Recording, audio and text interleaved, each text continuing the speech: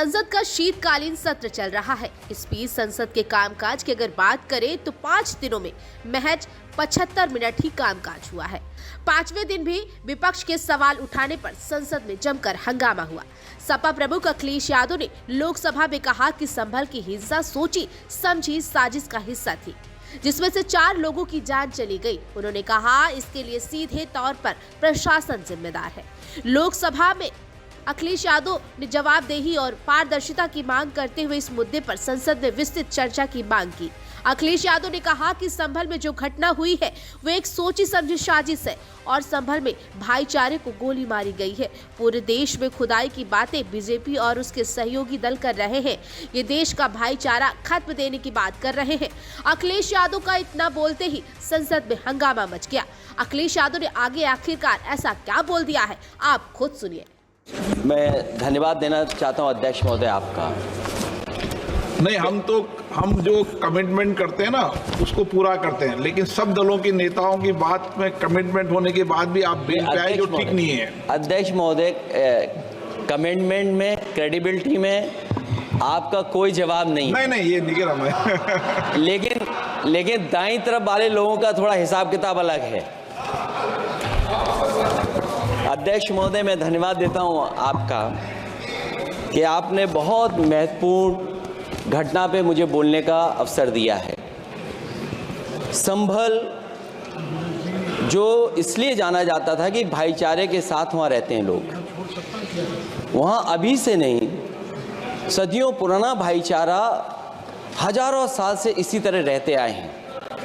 लेकिन अचानक ये जो घटना हुई है, ये सोची समझी रणनीति के तहत वेल प्लान्ड हुआ है और वहाँ के भाईचारे को गोली मारने का काम हुआ है।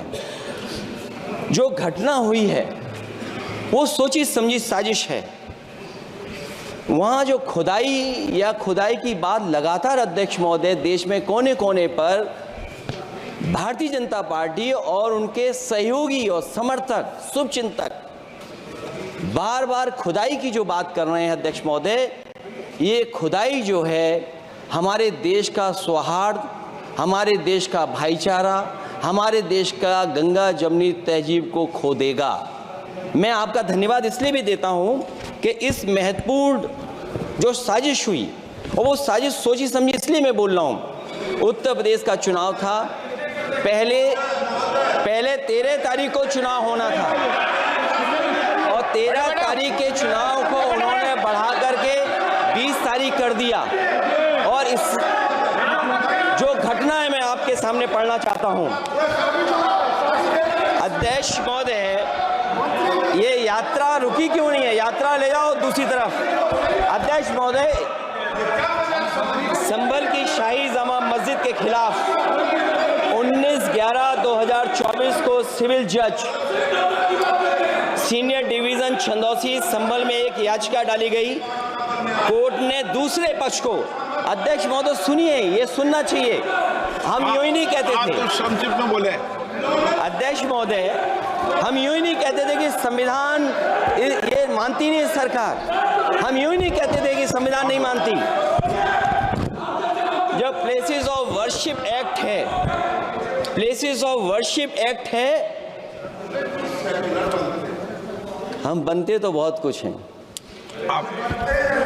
संभल के शाही जामा मस्जिद के खिलाफ 19/11/2024 को सिविल जज सीनियर डिवीजन चंदौसी संभल में एक याचिका डाली गई। कोर्ट ने दूसरे पक्ष को सुने बगैर उसी दिन 19/11/2024 को सर्वे के आदेश दे दिए। ताज्जुब की बात है संभल के जिलाधिकारी संभल और पुलिस अधीक्षक संभल आदेश को पढ़े बगैर 2 घंटे के बाद सर्वे के लिए पुलिस बल के साथ शाही जामा मस्जिद पहुंच गए।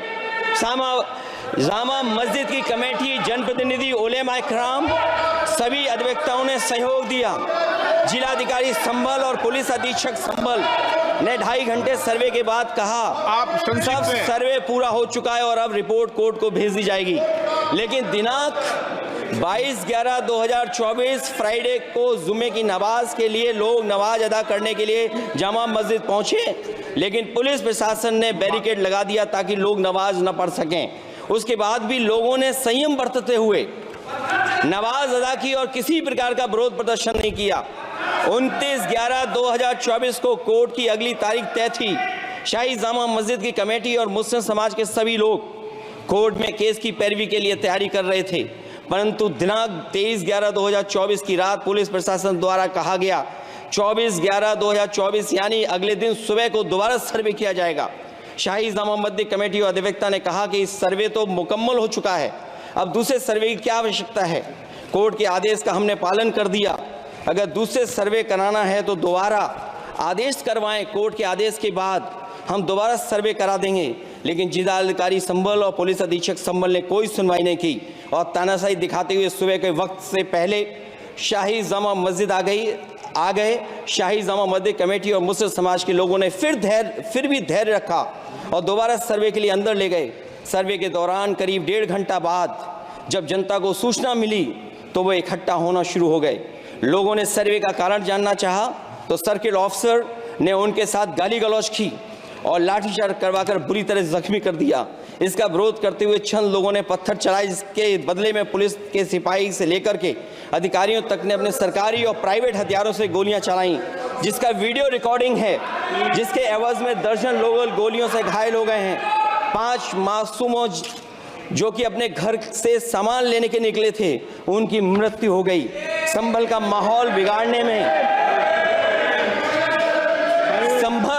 संभल का माहौल बिगाड़ने में याचिका दायर करने वाले लोगों के साथ पुलिस और प्रशासन के लोग जिम्मेदार हैं। इनको निलंबित किया जाना चाहिए और हत्या का मुकदमा चलाया जाना चाहिए, जिससे कि लोगों को इंसाफ मिल सके और आने वाले समय में कोई इस प्रकार की संविधान के खिलाफ और गैर कानूनी घटना को अंजाम न दिया जा सके।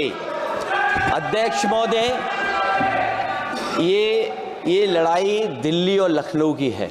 No please. कभी दिल्ली पहुंचे थे जिस रास्ते, वही लखनऊ वाले उसी रास्ते पहुंचना चाहते हैं। उज्जर रमन सिंह जी 2 मिनट बोल रहे, आप 1 मिनट बोल रहे हैं। हो गया विषय आपका अखिलेश जी विषय हो गया आपका। अखिलेश जी विषय हो गया आपका।